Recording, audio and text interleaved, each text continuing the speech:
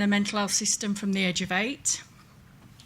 I was on 21 tablets a day and bedbound for a lot of the time, and my children were my carers. So I thought I was doing a favour to the service and certainly to my children to release myself from the pain and suffering that I was living day in, day out. 6 years ago, I took an overdose.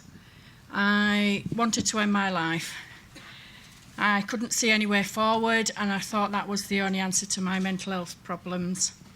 I was referred via the crisis team to see a psychologist.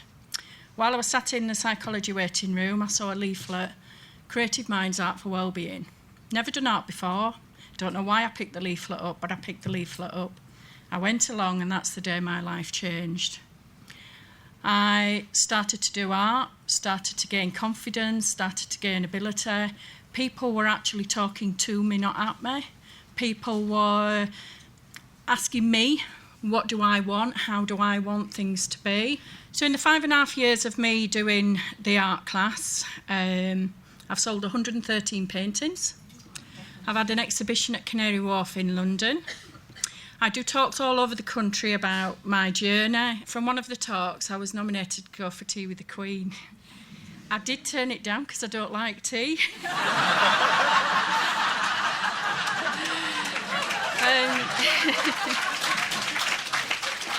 But things like that don't happen to invisible service users like me, so I was expecting somebody to start laughing at me. I did go to Buckingham Palace and I had apple juice, so it was all okay. So not only has this improved my life, I've been off medication for 4.5 years now. I've been out of services for 18 months.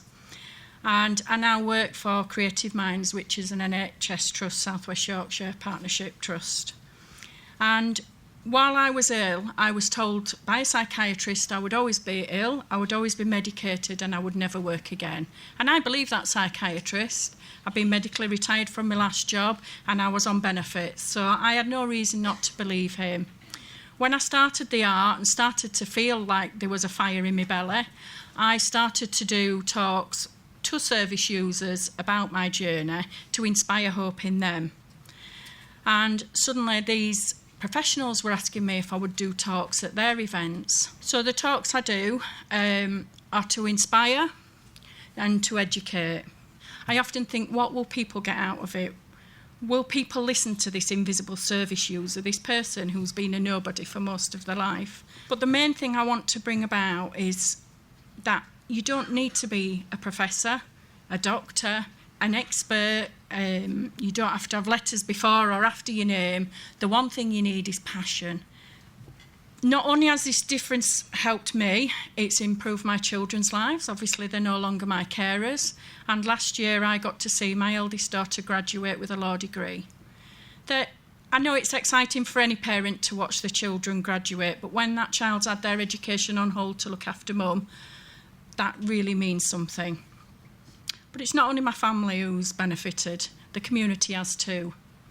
I've worked with Yorkshire Ambulance Service on the Crisis Care Concordat and the Critical Friends Network. And it's important to me to keep getting out there and helping to change services and to improve things for people with mental illness. I want people to succeed. And I want people to remember that success is very different for one person to another. And my level of success was once to get up out of bed. Then it was to go to the art class, to stay at the art class, to succeed at the art class and get home without having a panic attack. That was my success. Success to me now is being asked to stand here. One simple art class has done so much. I'm off benefits for the first time in 14 years. I work in the same trust that psychiatrist told me I'd never work again for, which is really interesting on the corridors. But it's about showing people the positive side to mental health. That art class cost less than £2,000 for 2 years. They were paying £2,500 on 1 year's medication alone. That's regardless of the other treatments that I was receiving. So I would like to say to you, 6 years ago I thought suicide was the only answer to my mental illness. I'm living proof that it's not. I'm living proof that social prescribing can and does change not just one life, but very many. Thank you.